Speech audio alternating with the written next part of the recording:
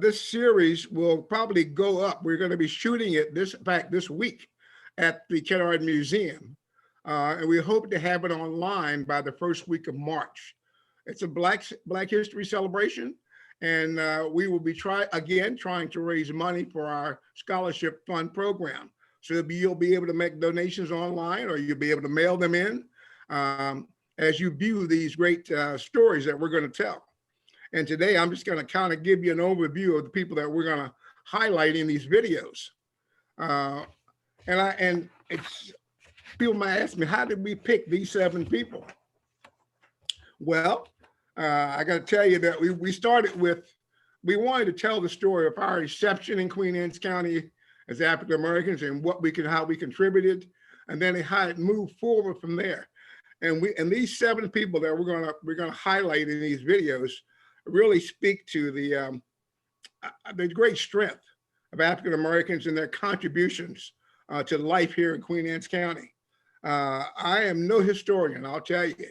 So I'm learning a lot about our own culture and our own history through our museum and through the stories that people have been telling us and sending information to us about, biographies of family members and friends.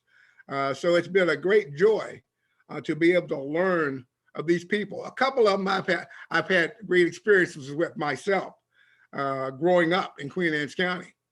So I'm going to start this just by telling you who they are and to give me a little bit of information about them. Mary, I think we've got Miss Canard up here already. So I'll start with her. I was going to start with James Taylor. I can hop around if you want me to. Okay. Yeah, I'd like to start with James Taylor because he represents how we evolved from slavery to become heroes, I guess you could say. And James Taylor, I guess he was born, but he was enslaved at birth here in Queen Anne's County. He became a member or a veteran of the United States colored troops through being bought from his master, and he joined the Army. He survived several significant battles, and I'm not going to go into all of them. But he returned home here to Centerville after that battle, got married, and raised a family of 11 children. And he worked in Centerville at the St. Paul Episcopal Church, and there are other jobs he had also. You'll get a little fuller story when you see these videos. And I want to tell you that the good thing about what we decided to do was have people either portray them or speak to them. And we were able to get 4 of the direct descendants, grandsons. In fact, they're all grandsons, 4 grandsons portraying 4 of these people that we're going to honor. Not portraying them, but telling their stories. But there will be portrayals for Miss Canard, and James Taylor's story will be told hopefully by a descendant of his. So we feel blessed to be able to do this. I'm going to move on to Miss Canard, because she's the next step kind of in that ladder. Ms. Kennard was the first superintendent, I said superintendent again, it was supervisor of colored schools here in Queen Anne's County. She had come from Philadelphia. She took the position in Caroline County to start with. And then from there, she came to Queen Anne's County to be our first supervisor of colored schools. And there were, I can't, the exact number escapes me right now, but I think there were about 11 colored schools in Queen Anne's County. There's some pictures I think that Mary has of a couple of them. I think we got them up. That's Canard, the first high school. Okay. But before Canard, there were these other colored schools, these pockets of schools in the small local communities. I went to one of these schools, actually, the Graysonville School.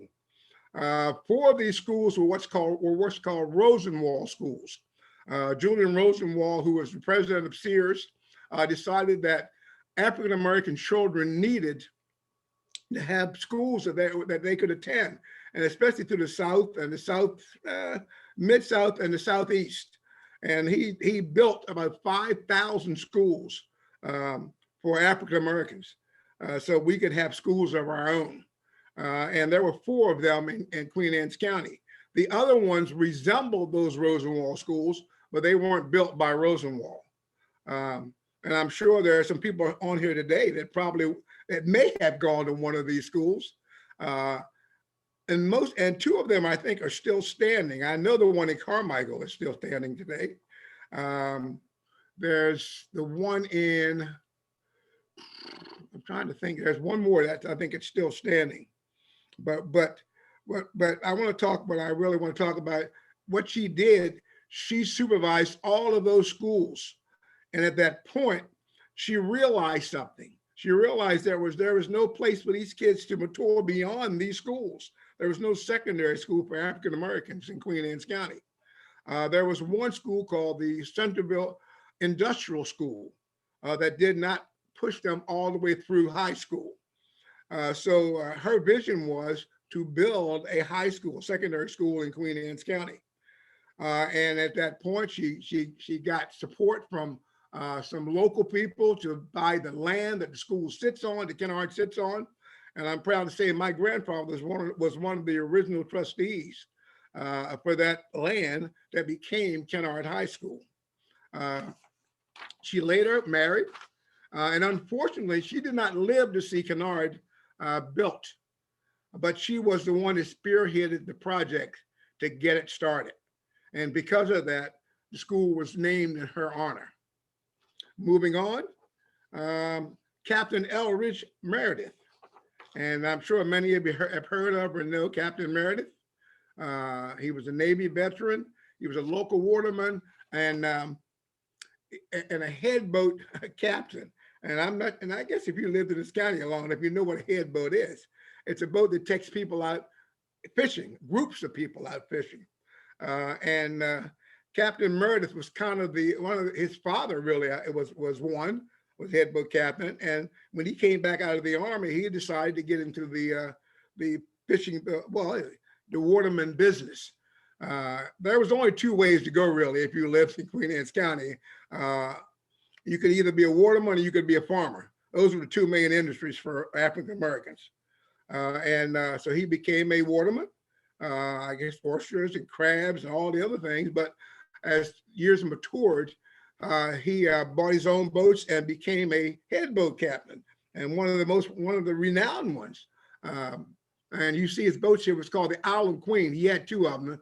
I think that's the first one, then the second one. And at that point, he became mentor for a lot of the younger head boat captains. And that's one of the things that he did that was significant here in the county. He was later, I guess he was about 90, I guess at the time. He was honored by being named Admiral of the Chesapeake. And that's a very high honor here in the state of Maryland. There have only been, there were only 4 previous, I think, African Americans that received that honor. And he was the 5th, I think. The next we have is Francis Frank Fisher. If you lived and I know in Graysonville or the lower county, the only way you got to know and got to school in Centerville to the high school was Mr. Fisher. Mr. Fisher drove the school bus from my area to high school. But Mr. Fisher was a great entrepreneur. He had a great spirit, and he decided at a very early age, even though he didn't even finish grade school. I think he stopped in the fifth grade because he had to go work in his family. But he became a barber, one of the first licensed barbers in the state of Maryland.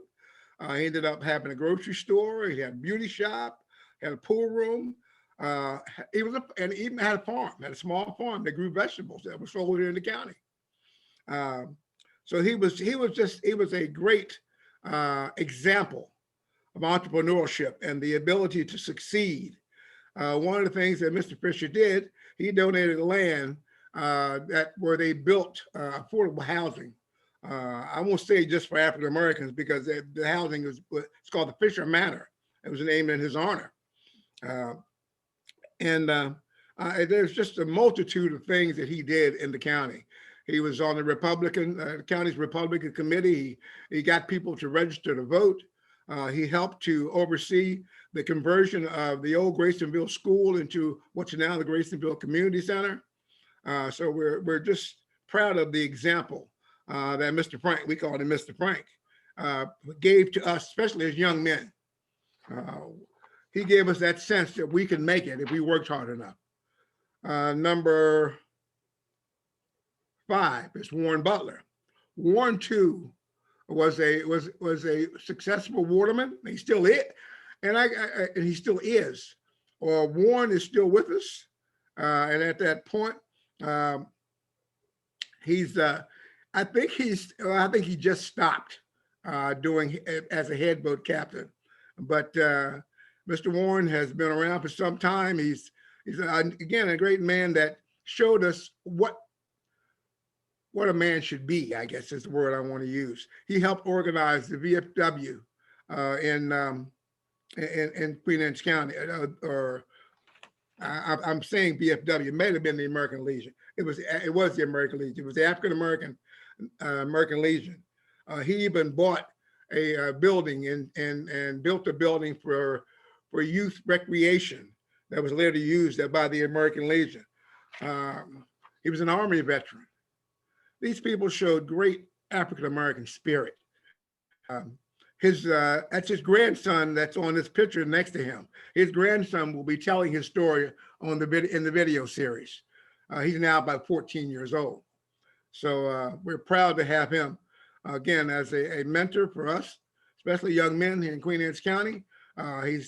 He's one of his favorite things to do. He sings in a men's choir at his church in Chester.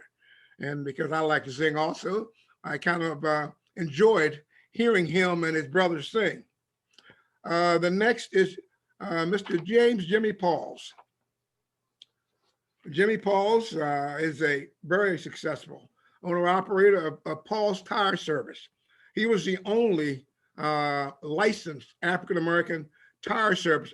He did road service initially, but he had a contract with the southern states, I think it was, to do truck and do tractor and heavy machine tires. He was a mechanic. He's a real estate investor and landlord and entrepreneur. Again, that's great. Entrepreneurial spirit is what kind of the vein that runs through these men. They show us what we're able to do if we put our nose to the grindstone, so to speak. Jimmy Pauls is the dad of Janet Pauls, who was a teacher and principal and administrator of Queen Anne's County Schools. And at that point, I'm sure he was a great example to her, as he was and is still to all of us. Jimmy and his wife Dorothy have led numerous philanthropic campaigns to do things for children and adults here in Queen Anne's County, and we're very proud to have them as neighbors. And finally, I saved what I call the best for last, Miss Madeline Hollis. Miss Hollis still sits on our board for the Kennard Alumni Association. She's still an active member. Doesn't get around as much as she used to. But Miss Hollis came here, I think, in 1951. And if you will see on the video, but if you've had a chance to visit the museum or the schools, one of the highlights of our museum tour is her classroom. It's about the size of a coat closet. And I remember the story she would tell as she would prepare her lessons on the boards. In fact, she's standing right there in that picture in the room she used to teach in, and prepare her lessons on the board and stand in the doorway to teach because the room was so small. But that's the kind of fortitude and example of what educators were like in Queen Anne's County. And I picked these people for this video, or we did, because they exampled all the others that were like them. I remember, I quote this all the time because it's very important to me. Miss Hollis was my teacher in high school. And at that point, she expected a lot of us. And she made sure, she mentored us. They were our second parents more than anything else.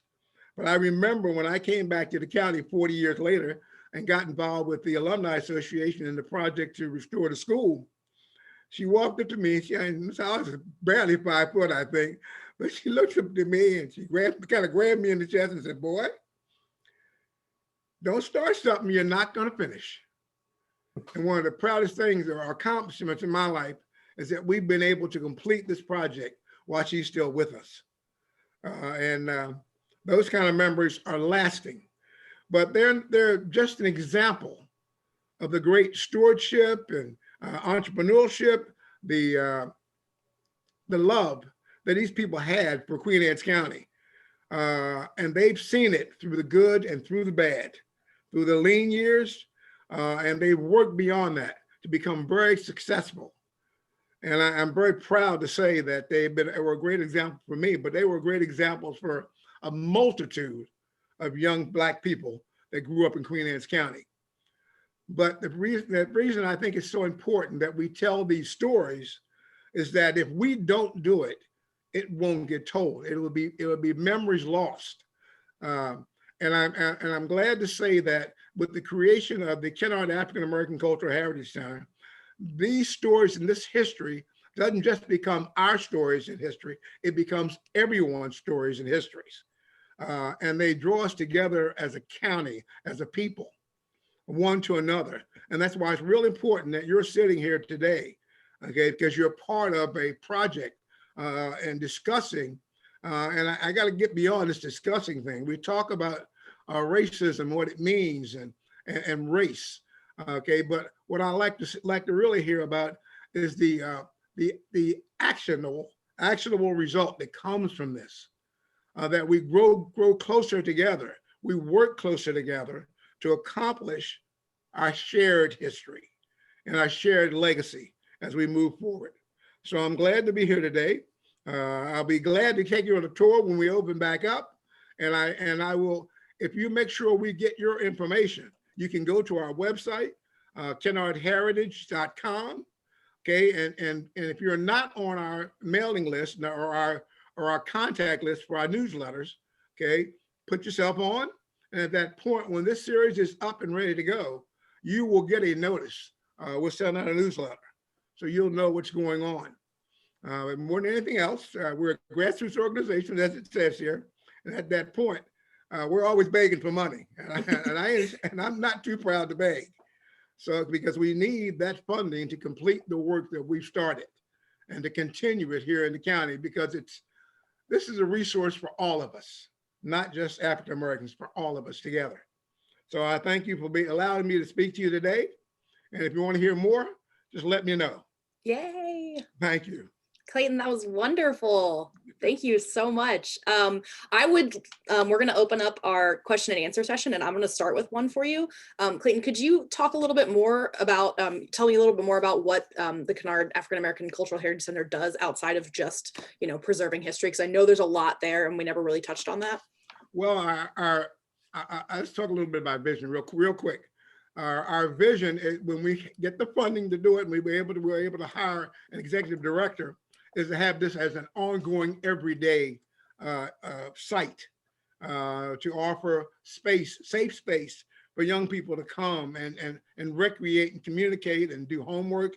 Right now, we do have a small after-school program in conjunction with Partnering for Youth, which is one of the Queen Anne's County extensions, and we target what I call the underserved portion, kids that are kind of falling through the cracks. That's what we want in these mentoring sessions. And we've done it now this is our 3rd year. It would have been our 3rd year had we been able to be in school. We also have several events that we run every year. We have our annual fundraiser, which is a gala, which to raise funding for our operational expenses. But we also have this Black History celebration. We celebrate Juneteenth.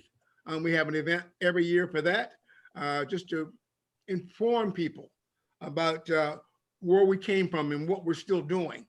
And we're looking to partner with other organizations. We're talking to the YMCA about a summer program. We host a summer camp the Queen Anne's County Department of Recreation does for special needs kids.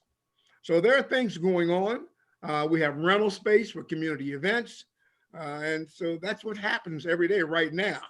But we want to go much further and beyond that as funding becomes available. I love how far reaching everything is. It's I love, awesome. I have a, hold on one second. I'll get to you. I have a question from Rich and Sarah. They wanted to know if the Canard Museum is open during COVID. If so, what are the hours? Looking forward to visiting. Thank you, Mr. Washington. We are not open right now. We've been closed for almost a year now. And we will hold if somebody wants to do something right now, because things are loosening up a little bit, but we hope to be back open. I'd say by the fall. That's our goal. Awesome. But I do a little private tours. If somebody really wants to see the center, we'll try to arrange a visit. So you just contact me. Excellent. Bob, I'm sorry. What were you saying? thank you. Clayton, the YMCA has made a presentation to the town of Centerville at one of its weekly meetings.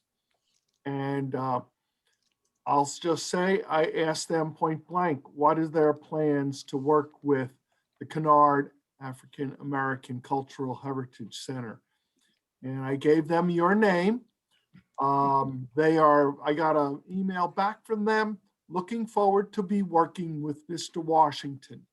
Awesome. So YMCA, which is just up the block, when it's built, will be, and I'm going to make sure they're going to be partnering with you and all your efforts. It's the least I can do. Thank you, Bob. They've already reached out to me. We've had couple of meetings already. And there may be something going on as early as this summer, if we can put it together. Awesome. Well, we appreciate that initiative. It's always good to be getting, these names and initiatives out there. I have a question from Gina. She wants to know if you guys do virtual field trips. She would love for her students to be able to experience this. Not yet, but one of the things we're going to do as part of this video series, we're going to shoot it in the museum. So there will be parts of the museum that will be highlighted in these videos. So that'll be closest to the virtual field trip as for right now. Awesome. That will be something we will explore a little bit later. Cool. That's great. Does anybody else have any more questions that they want to know? Lee Franklin wants to know, Clayton, how was Canard affected when the schools integrated in Queen Anne's County? That's a really good question, Lee. When the school was integrated in Queen Anne's County, Canard became part of a daycare center. And that's about as far as it went. By 1970, Canard was kind of vacated. And it went into a state of disrepair. And so by the time we took hold of it in 1996, it was in severe disrepair. We were able to stop the carnage, so to speak, with some structural work by 2005. And then we started the actual restoration process in 2010. Yeah, but can you also speak to how the staff and the students were affected? I left here in 64 to go to college. I graduated in 64. I wasn't really here during the transition in 66, 67. Ms. Hollis could probably speak to that better than I could, because she was there. She was part of it. And I believe she's here right now too. So if anybody wants to throw a little snaps her way, first of all, for being one of our featured Trailblazers, we're really glad that, we get to learn more about her, and also that she's here. I think she's muted, and obviously I don't want to put her on the spot, but. I'll put her on the spot. Okay, let me just put you on the spot then. Clay gave me full permission, so I'm very sorry, Ms. Hollis. So if you would like to chime in and answer that, we would be, greatly appreciate that.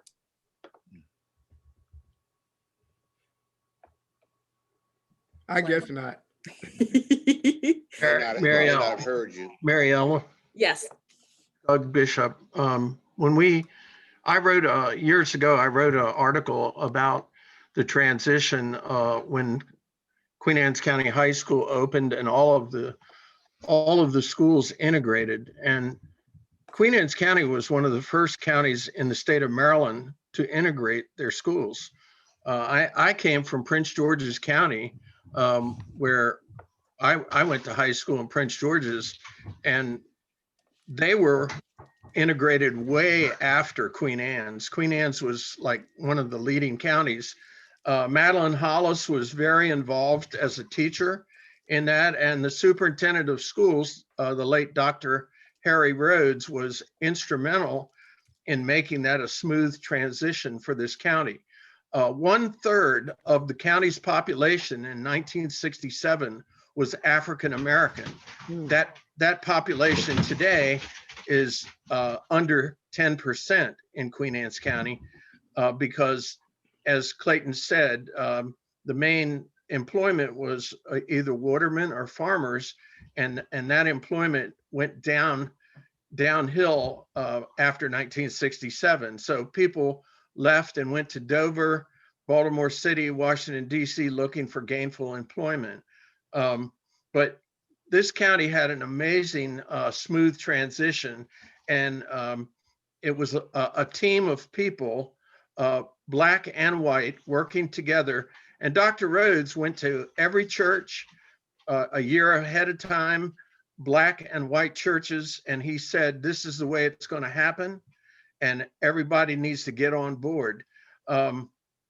It was great. And I just want to, I know everybody wants to get to the discussion groups, but Clayton, I want to applaud you for the presentation that you just made. It was awesome. And I fortunately have known most of the folks that you talked about, and it's inspiring. And the more I see presentations like this, it makes me even more aware of how ignorance has held our nation back, in how much greater our country could have been and can still be, based on allowing all peoples to have educational opportunities and pursue free enterprise as a means. But thanks a lot, Clayton, and you did a great job. My pleasure, Doug. Oh, thank you for that follow-up, Doug. That was really helpful. And also shout out to Doug because he provided some of the photographs that we used in our presentation today. Doug has been writing about issues in Queen Anne's County for a very long time, and we really appreciate his voice too. So that said, does anybody have any more questions? We can always throw some more out later, but I think we're gonna jump into our discussions now. So again, I'm gonna play some elevators. Yeah, Sorry, I was saying, I'm gonna play some elevator music while Christine does her magic behind the scenes of getting people into breakout groups. So by the magic of Zoom, you guys are about to be asked to join a breakout room. Most of you should automatically get pulled into those rooms. Some of you, if you've joined on a different email address than you might have registered,